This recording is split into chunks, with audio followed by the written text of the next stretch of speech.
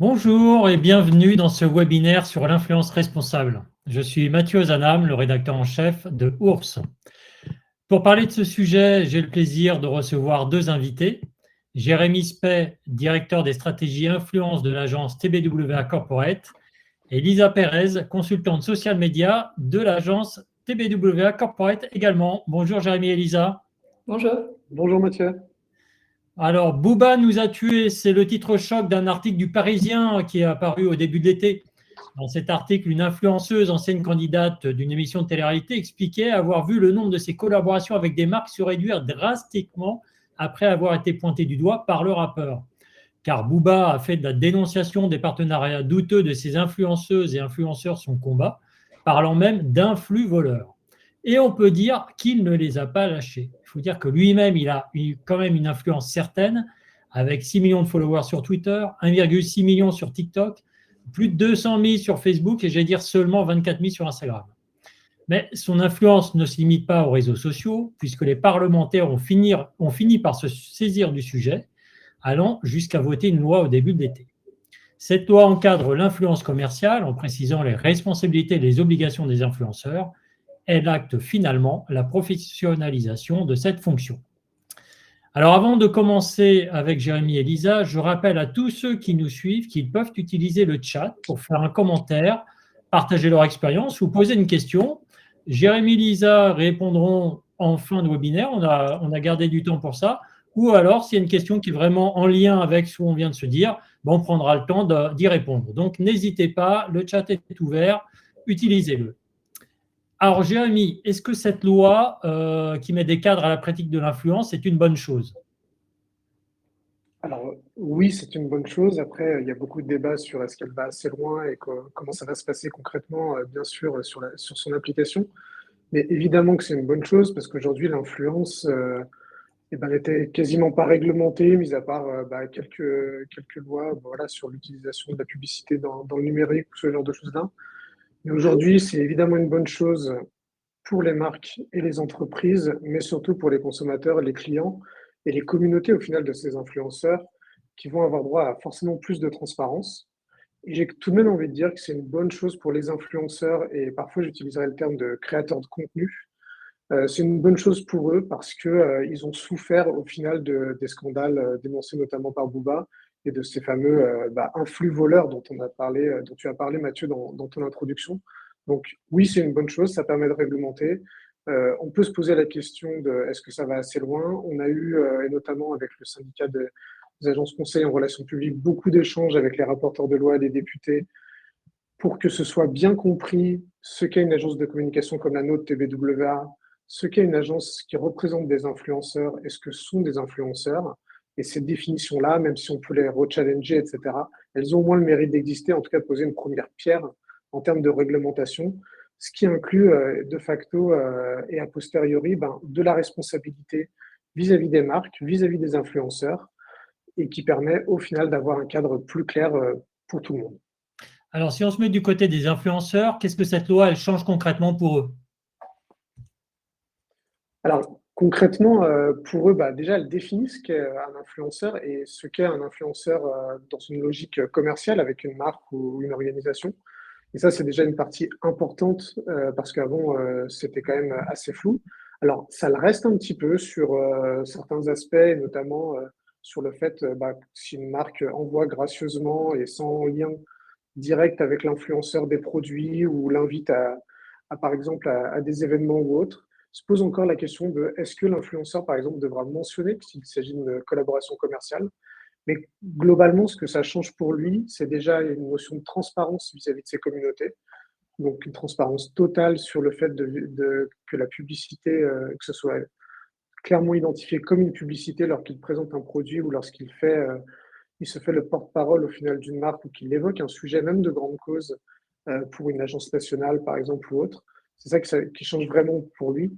Et ce qui change aussi dans son rapport avec les marques ou les agences, c'est la notion de contractualisation qui est importante. Et aujourd'hui, on ne peut plus faire n'importe quoi. Et du coup, il y a derrière des responsabilités qui sont potentiellement partagées entre l'annonceur et l'influenceur. Alors justement, maintenant, du côté de l'annonceur, du côté des marques, est-ce que ça va être plus clair que par le passé? Bah, c'est le but en tout cas que ce le soit, en tout cas qu'il y ait un cadre clairement défini pour elles et justement qu'elles sachent au final un peu ce qu'elles achètent concrètement. On ne fait pas le même contrat si on est dans le cadre d'une vidéo YouTube de 15 minutes ou si on travaille avec un influenceur simplement pour un set de story, par exemple sur Instagram ou autre. Donc ça, c'est important pour les marques qu'elles le sachent, qu'elles en soient conscientes. Et surtout, et je tenais à rappeler ce que ça implique surtout, et ça peut paraître logique dans le monde dans lequel on est, mais surtout la loi, elle renforce au final le contrôle sur tout ce qui va être la publicité illicite, parce qu'avant, ce n'était pas encadré. Avant, toutes les règles que vous avez classiques de la RPP pour la publicité à la télévision, à la radio, au final vont s'appliquer avec un ajustement évidemment pour le digital et pour les influenceurs. Donc ça veut dire les mentions légales type manger bouger, pas, pas de communication pour les produits financiers, pas de communication pour la chirurgie esthétique, la nécessité d'avoir des mentions légales dès que vous avez des photos ou vidéos retouchées, etc., etc. Donc en fait, on intègre dans la publicité digitale et dans les relations influenceurs, globalement, peu ou prou les mêmes contraintes que la RPP avait sur la publicité sur les canaux traditionnels. Voilà, Donc au final, les annonceurs s'y retrouveront. ouais, Jérémy et Lisa, je vous propose de regarder ensemble Amel Gaker, qui est la sénatrice qui était rapporteuse de la loi. De l'influence en France, c'est 150 000 influenceurs.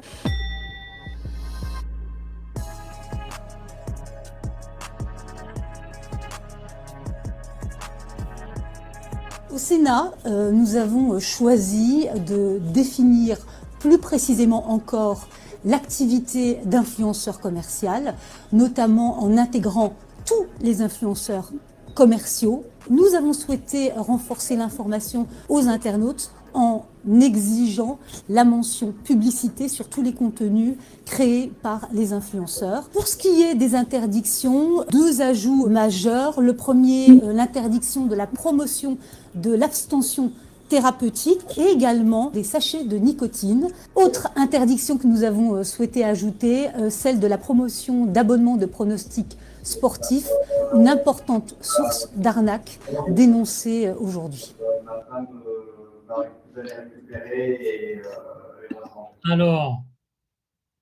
Alors, Jérémy, on a beaucoup de chance de t'avoir avec nous parce que toi, je sais que tu as lu très attentivement cette loi, n'est-ce pas? Et qu'est-ce que tu peux dire de plus que vient de nous dire la sénatrice en quelques mots? Je ne suis pas juriste, mais je vais essayer de vous la résumer globalement. Et ce qui est important à noter tout de même par rapport à cette loi, donc là, on était au passage au Sénat, après évidemment le repassage à l'Assemblée. Ce qui est important, c'est qu'aujourd'hui, on n'a pas encore concrètement les décrets d'application. C'est-à-dire, la loi est votée, mais on ne sait pas comment cela va être appliqué ou applicable dans notre monde d'aujourd'hui. Donc, tout ce que je vais vous dire, ce dont on se parle, c'est évidemment important d'être en règle par rapport à ça. Mais aujourd'hui, on n'a pas le cadre qui va permettre de dire là, c'est bien fait ou là, c'est pas bien fait. Aujourd'hui, par exemple, on ne sait pas. Jérémy, dans combien de temps les décrets vont arriver? Ça, on a une idée? Normalement, ils avaient prévu sur cette fin d'année entre octobre et novembre, mais on les attend encore un petit peu. Et en fait, il y a beaucoup de discussions parce que c'est pas la même chose de mettre. Il faut qu'on voit tout simplement la taille du texte, comment ça doit être lisible, etc. Est-ce que sur un live Twitch, par exemple, ça doit être constamment appliqué ou est-ce s'il y a juste une période de 10 minutes sur de la promotion commerciale sur un live de 3 heures, est-ce que ça suffit de le mettre uniquement à ce moment-là ou autre? Donc tout ça, c'est en train d'être discuté. Et normalement, ça devait sortir d'ici la fin de l'année. Et pour synthétiser du coup rapidement la loi, donc on a rappelé, il y a une définition légale de ce qu'est un influenceur, une définition légale de ce qu'est un agent d'influenceur ou une agence d'influenceur. Et ça, c'est un point très important, c'est de comprendre la distinction entre agent d'influenceur et agence de communication ou publicité comme la nôtre. C'est-à-dire que nous, on va travailler avec potentiellement des agents d'influenceurs, mais aussi des influenceurs en direct. Et en fait, on n'est pas partie prenante directement, ou en tout cas, on ne se rémunère pas en tant qu'activité d'agent. Donc, c'est là la différence. Si demain, vous passez par une agence d'influenceurs, forcément, ils vont vous proposer les créateurs de contenu qui sont dans leur giron, dans leur panel, et vous n'aurez pas le conseil global stratégique nécessaire à la bonne construction d'une stratégie d'influenceur. Donc, on définit déjà ces 2 points-là. Il y a évidemment la rédaction obligatoire d'un contrat écrit désormais, des nouvelles mentions à indiquer, on en a parlé rapidement, l'encadrement du dropshipping également, donc qui est ce principe d'acheter au final sur des plateformes type AliExpress ou autres des produits de très très faible qualité mais à des coûts très réduits. Et là, se posait la question de la responsabilité entre l'influenceur qui faisait la promotion de ça et l'expéditeur et le site internet qui mettait en ligne ces éléments-là. Les plateformes en ligne, évidemment, qui devront jouer le jeu, Instagram, Twitch, TikTok ou autres, qui devront permettre en final de signaler, qu'un internaute puisse signaler quand un influenceur ou quand une relation commerciale n'est pas clairement identifiée. On parle des influenceurs, et évidemment, il y a un point qu'on n'a pas abordé, c'est un peu la géographie, mais l'idée, c'est que même les influenceurs qui sont basés hors Europe seront concernés par cela du moment qu'ils touchent une communauté francophone et française, bien sûr, puisque sous la loi française. Évidemment, l'interdiction de certaines publicités, on en a rappelé sur notamment les produits financiers, la chirurgie esthétique par exemple, mais évidemment, comme l'a rappelé la sénatrice, le tabac, la nicotine, etc. Les sanctions qui sont afférentes à cela, et même si, comme on l'a évoqué en tout début, il reste quelques zones de flou sur les cadeaux ou tout ce qui va être de l'influence, on va dire, entre guillemets, copinage ou invitation à des événements, etc. Alors, Lisa, je savais qu'avec la magie des réseaux sociaux et un petit coup de pouce des algorithmes, vous pouvez rapidement devenir influenceur, en tout cas à l'échelle de sa famille, de ses amis, pour commencer, mais même au-delà. Mais alors, j'imaginais pas du tout, comme le dit la sénatrice, qu'il y avait 150 000 influenceuses et influenceurs en France. Exactement, il y en a énormément et dans tous les domaines. Si on revient à la définition même d'influenceur, vous l'avez dit, ça va être une personne qui est capable d'influencer sur des valeurs, sur des opinions et dans notre cas sur des décisions d'achat ou sur des choix de services. Le premier cas d'influence, c'est l'influence de sa famille. On est tous l'influenceur de quelqu'un et on est tous influencés par quelque chose ou par quelqu'un. Nous, dans notre domaine, il est important de souligner, comme l'a dit précédemment Jérémy, que les influenceurs, on ne les considère pas comme des panneaux publicitaires. Ils ont vraiment un univers particulier bien à eux, dans lequel on va essayer d'inscrire nos marques, nos messages et qui sont donc nos cibles. À l'agence, chez TBWA, on travaille avec beaucoup d'influenceurs et notamment beaucoup qui ont le certificat de l'influence responsable qui est délivré donc par la RPP, l'autorité de régulation professionnelle de la publicité. Donc, c'est un examen clairement que les influenceurs passent sur les règles déontologiques de leur profession. Donc, on travaille avec beaucoup de ces influenceurs-là, donc on sait avec qui on travaille. Et ces personnes-là, elles ont essayé de se démarquer du coup des influvoleurs qui sont souvent issus de la télé ou de la télé-réalité pour montrer la valeur et la sincérité de leur métier.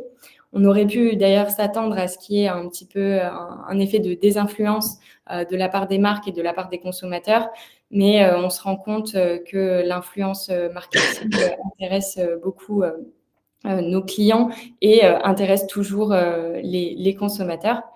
Donc, du coup, pour donner un peu une typologie du type d'influenceurs que l'on peut avoir, on va les qualifier en fonction de leur communauté.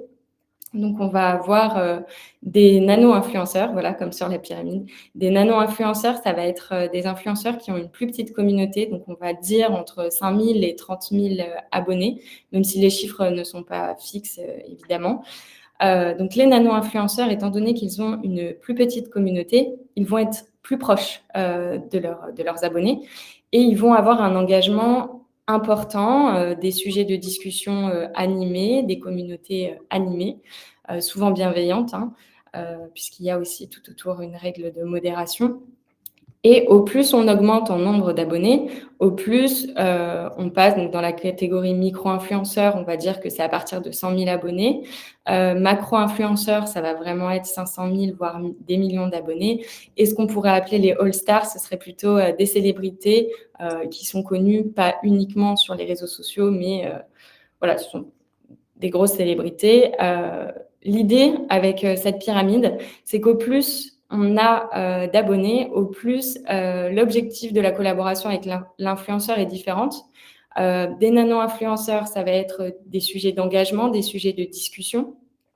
Et des macro-influenceurs et des all-stars, des célébrités, ça va vraiment être des objectifs de notoriété, de visibilité de la marque.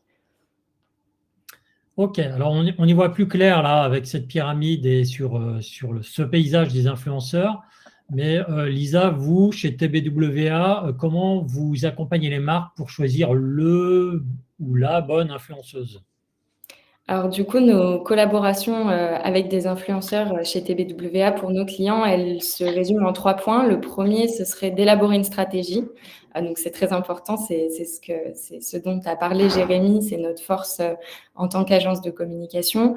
On va d'abord comprendre le besoin de notre client et son public pour pouvoir se fixer des objectifs. Est-ce que c'est accroître la visibilité de la marque? Est-ce que c'est du coup augmenter sa notoriété? Avoir une communication plus authentique, générer des ventes? Est-ce que c'est favoriser de l'engagement? En fonction de ça, on va contacter et identifier d'abord des influenceurs. Donc, on a une grande base de données d'influenceurs puisqu'on commence à connaître et les influenceurs et les agences. Et on va essayer de dessiner quel influenceur pour ce message. Ensuite, on va examiner leur communauté et l'authenticité de leur contenu. Donc ça va être combien ils ont de likes, combien ils ont de commentaires, de partages. Est-ce que leur communauté est réelle ou est-ce que ce sont de faux abonnés? On a des outils qui nous permettent de le faire à l'agence. On va aussi vérifier avec quelle marque l'influenceur a déjà collaboré, avec quel annonceur. Donc tout ça, on va le faire en amont avant même de le présenter à notre client. On va d'abord définir les contours de ce qu'attend notre client. Ensuite, la deuxième étape, ça va être d'établir un partenariat responsable. Donc responsable, ça veut dire des deux côtés. Une collaboration avec un influenceur, il faut qu'elle soit consentie des deux côtés, c'est-à-dire qu'il faut à la fois faire de la pédagogie avec l'influenceur, mais à la fois faire de la pédagogie sur nos clients.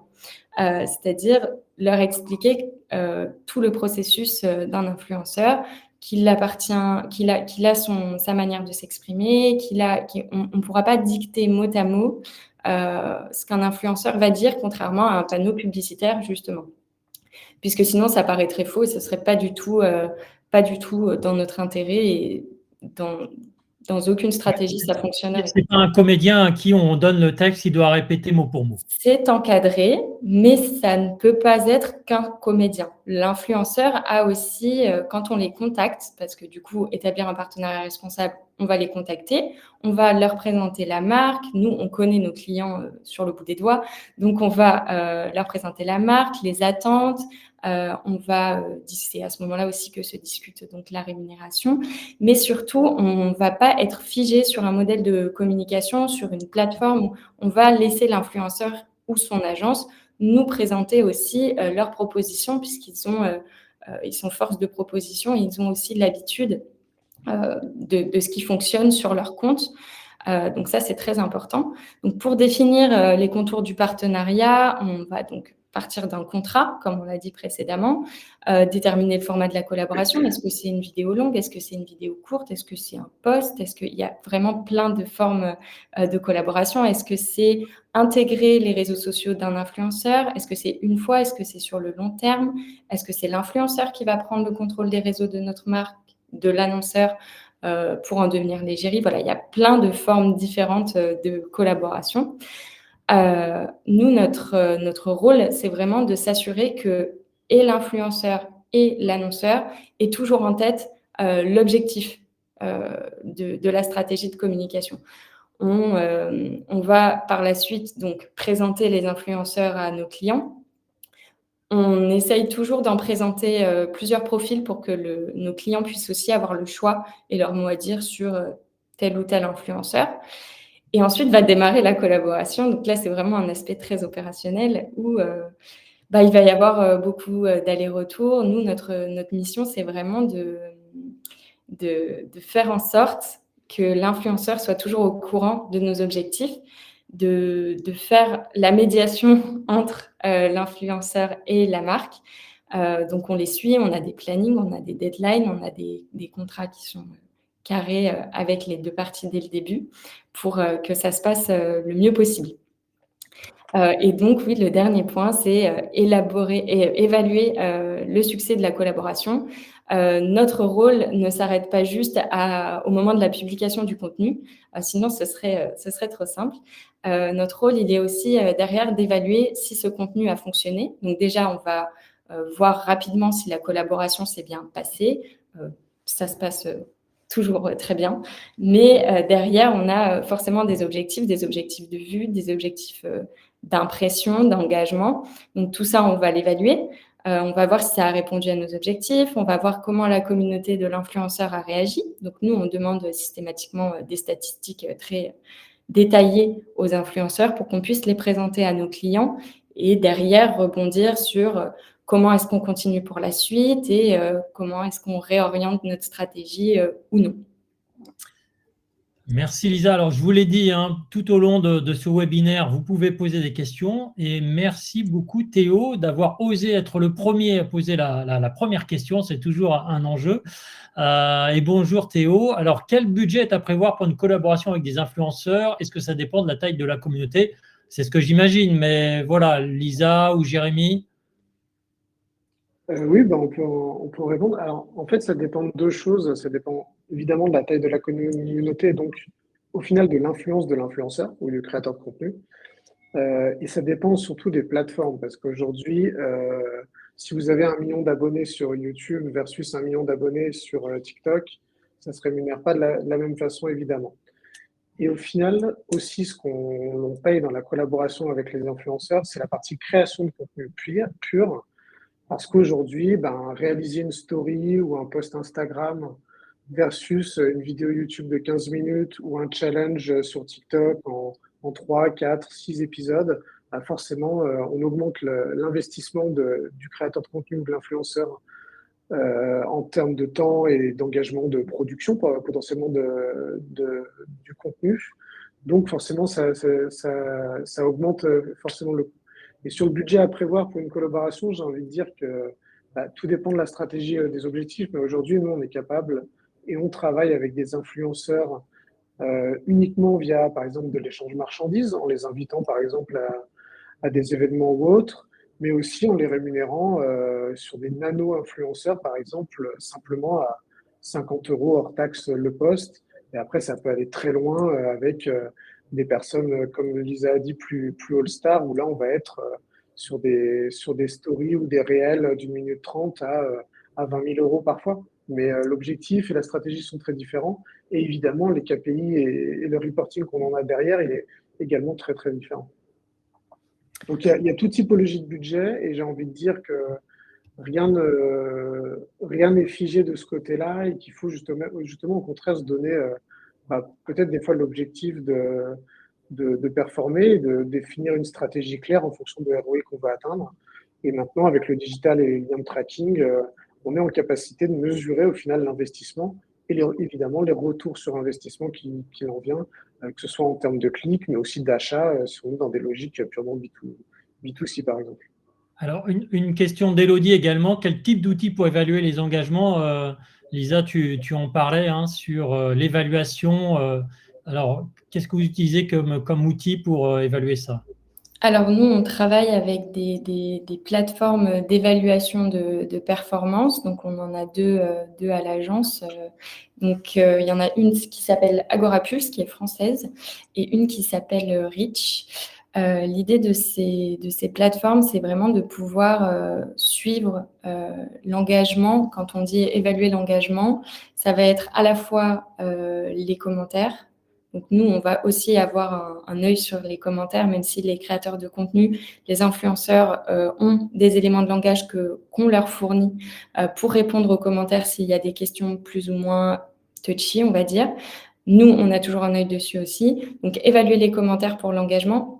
Évaluer, donc, en fonction des plateformes, par exemple, le nombre d'impressions, le nombre de vues, le nombre de likes, le nombre d'enregistrements. Aussi, une personne qui enregistre la vidéo pour pouvoir la revisionner plus tard, c'est un engagement. Les personnes qui repartagent, donc on va aussi contrôler comment elles les repartagent et à quel but.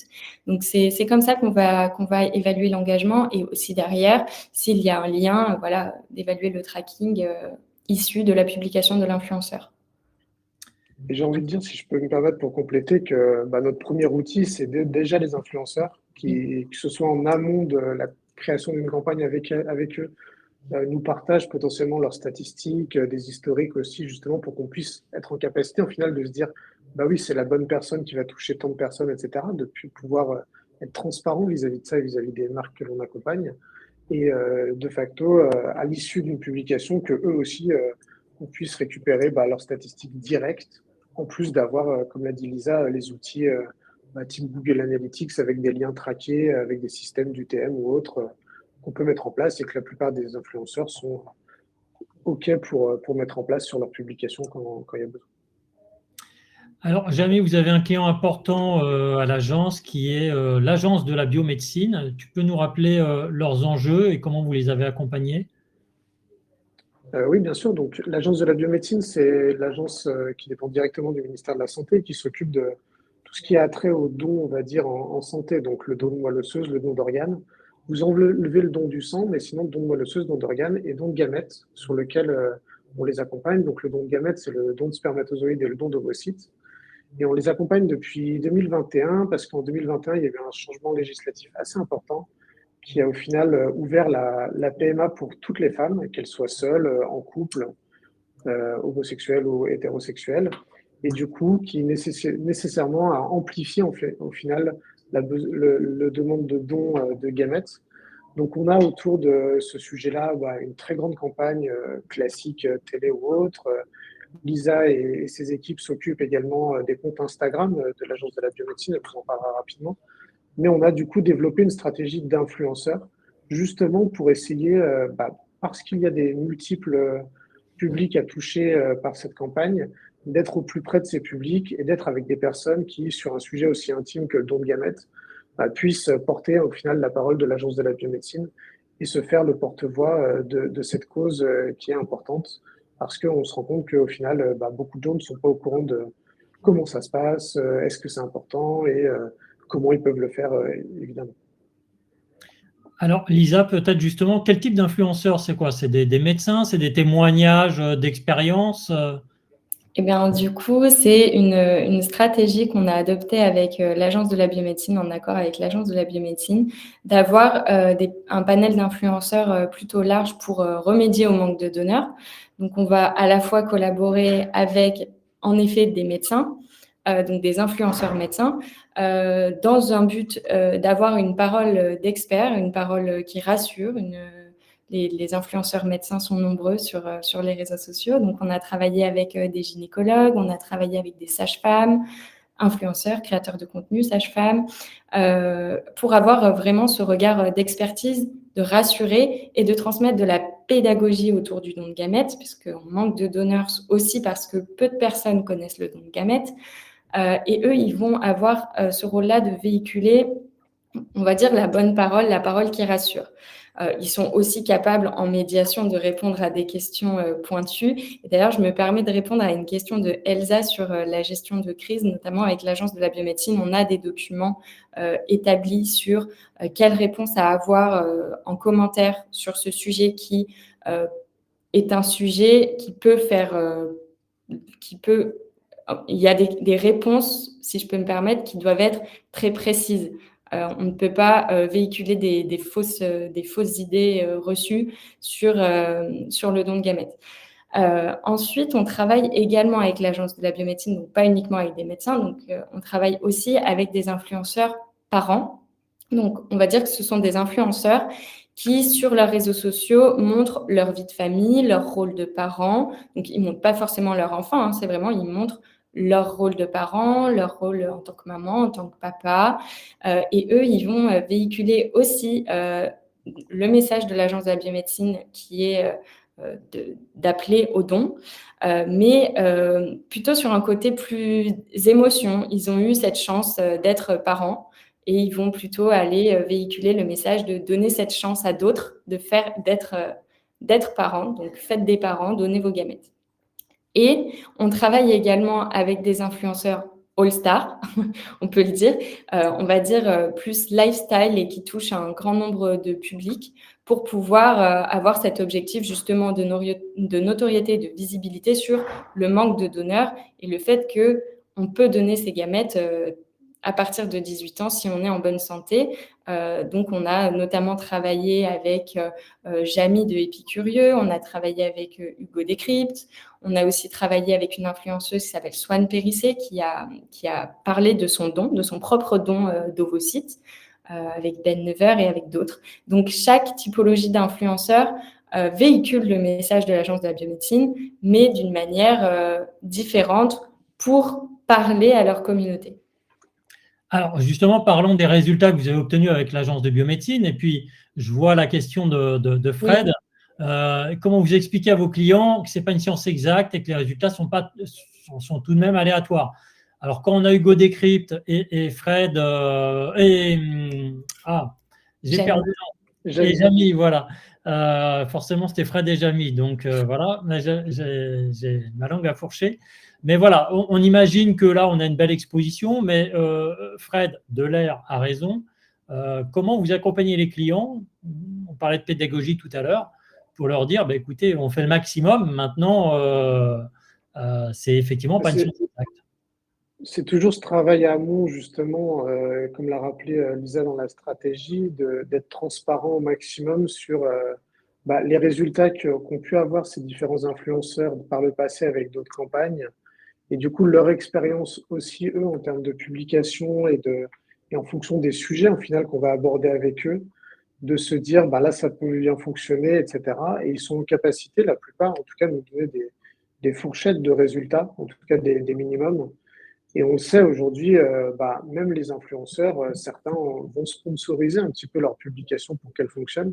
Je pense notamment à cette logique-là sur TikTok. Et du coup, sont en capacité quasiment de s'engager sur des résultats. Mais même au final, pour des profils comme Jamie ou Hugo, on peut être décrit, par exemple, on peut être déçu du résultat parce que sur certaines publications, alors j'ai plus les derniers chiffres d'Hugo Décrypte par exemple en tête, mais on va dire qu'il est en capacité de faire 100 000 vues. Si demain on n'en fait que 90 000 avec un de nos clients, c'est peut-être un peu décevant par rapport à la moyenne d'Hugo, mais ça s'explique, ça se comprend. Mais toujours, ils sont, la plupart, en tout cas, on essaie de les challenger justement pour avoir, en tout cas, un chiffre ou une fourchette qui permette de se dire, ça peut aller jusque-là, etc. Et après, il y a aussi des logiques où justement, l'influenceur, et c'est là où c'est vraiment un travail en partenariat et en bonne intelligence entre les trois parties, de se dire, est-ce que, si ce sujet-là, l'influenceur ne le sent pas trop, que c'est un sujet qui est peu abordé par la communauté, est-ce que c'est la bonne personne à toucher à ce moment-là? Est-ce qu'il ne faut pas se réorienter vers quelqu'un d'autre?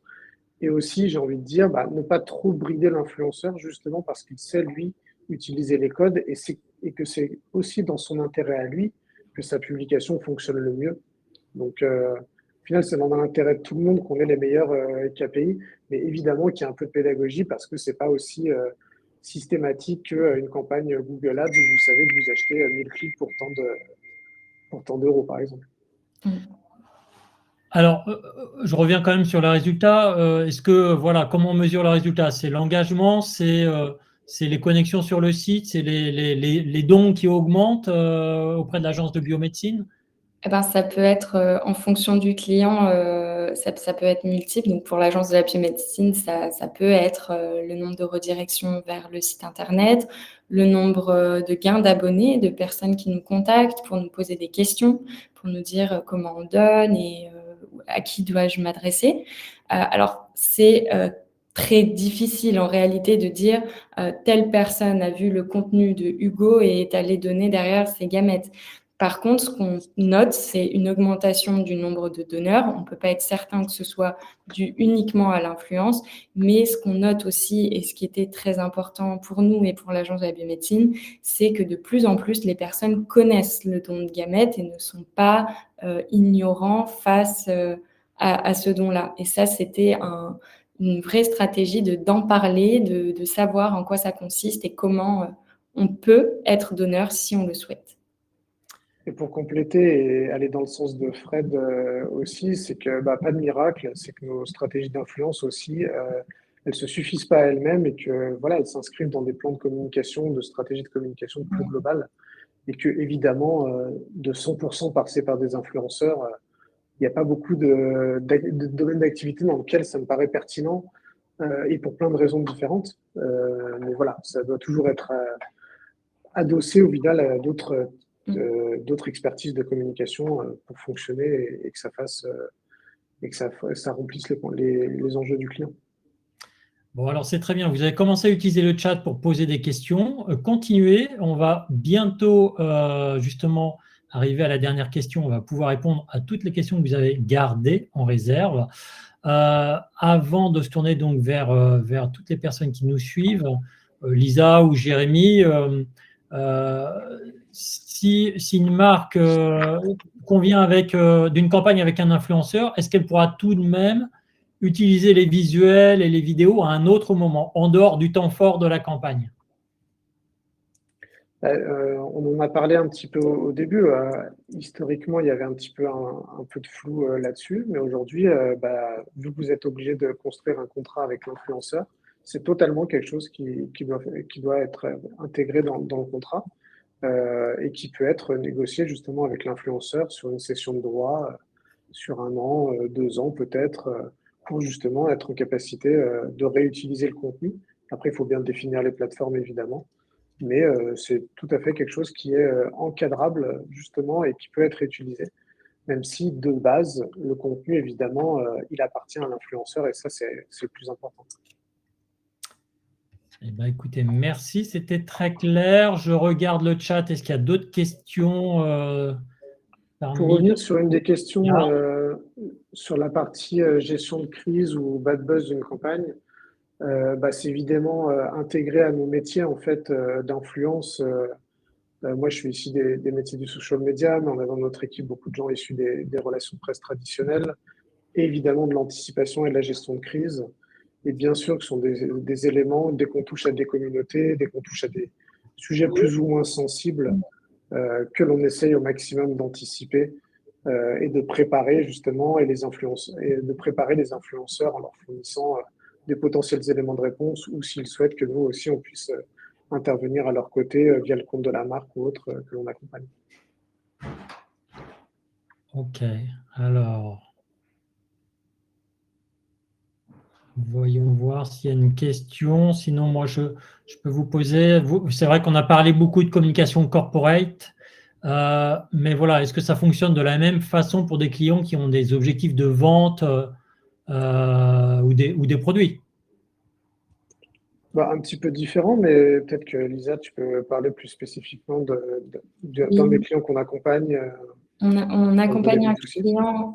Pardon, on accompagne un client à l'agence qui est un client qui s'appelle Les Crudettes, donc qui ont un objectif de vente puisque c'est une entreprise de salade en sachet et de végétal. Donc, on va dire que on fonctionne exactement de la même manière. Ça va être plus dans la stratégie qu'on va élaborer où on va changer quelques biais. Alors déjà, les contenus des influenceurs, il va y avoir tout un aspect livraison de produits parce que les contenus des influenceurs devront évidemment montrer le produit pour que cela paraisse authentique.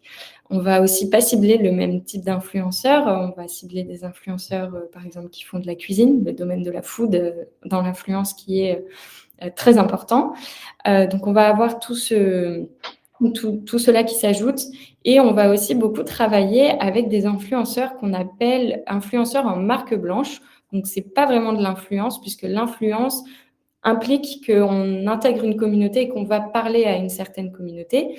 Mais pour les Crudettes, par exemple, on crée des contenus avec des créateurs de contenu en marque blanche qui nous font des vidéos puisqu'ils sont les experts sur ce domaine de vidéo, de tendance, de savoir respecter un format qui fonctionne sur les réseaux sociaux. Cependant, ils nous cèdent les droits de cette vidéo. Il n'apparaît pas forcément sur cette vidéo et la vidéo ensuite appartient à la marque, mais a été créée par un créateur de contenu expert.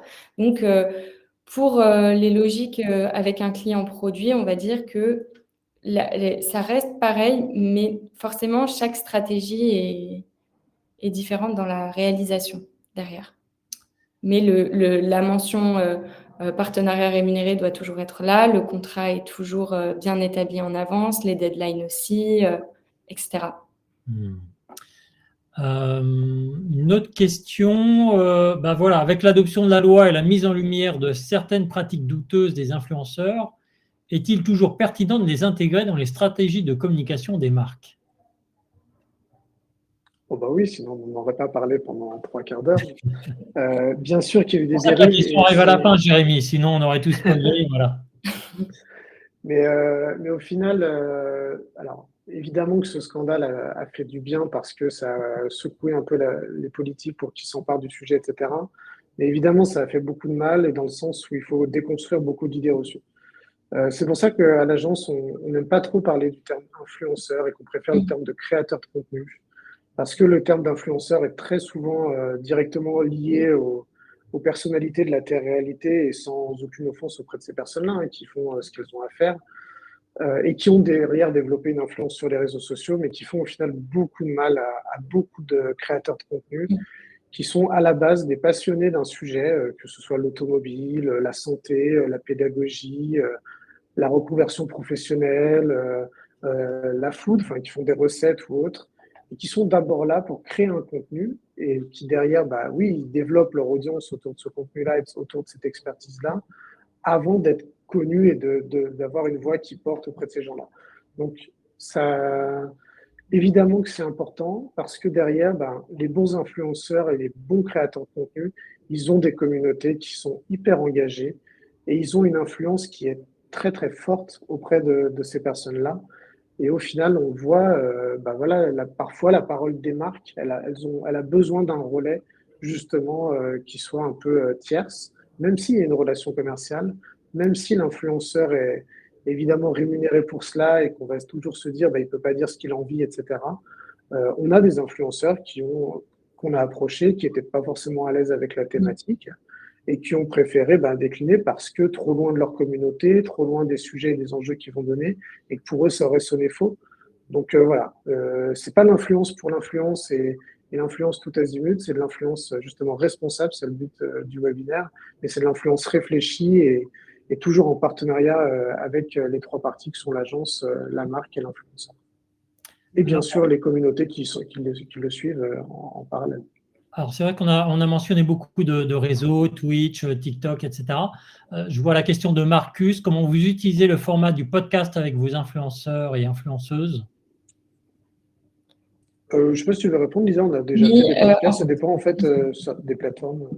Oui, ça dépend des plateformes. Alors, pour les podcasts, on peut totalement utiliser, si l'influenceur a du poids sur le podcast et que le sujet s'y prête, on peut aussi travailler avec des podcasts. Cependant, il faut faire attention à ce que… Enfin, c'est différent si on est dans une action d'influence où on va vouloir toucher la communauté qui écoute le podcast, mais il y a aussi d'autres possibilités qui sont de l'ordre de l'achat média, en fait, sur des podcasts, d'avoir des publicités avant ou après ou juste un passage dans le podcast avec une voix off, ou par exemple sur Twitch, on peut le retranscrire sur Twitch, on peut totalement investir un live Twitch. Je pense là par exemple à l'émission Popcorn de Domingo. On peut soit intégrer cette émission en parlant d'un sujet lié à la marque, en faisant intervenir une personne de la marque, etc. Ou simplement apparaître en bas tout le long de l'émission Popcorn avec Domingo. Donc, ça va être vraiment des choses différentes, mais on peut totalement travailler avec des influenceurs qui ont des podcasts. Ok, allez, toute dernière question. Forcément, on a parlé de plateformes numériques qui permettent aux entreprises de gérer elles-mêmes leur campagne d'influence. Alors, quand on est un annonceur, est-ce qu'il vaut mieux s'adresser à une agence? Vous allez me dire oui, mais pour quelle raison?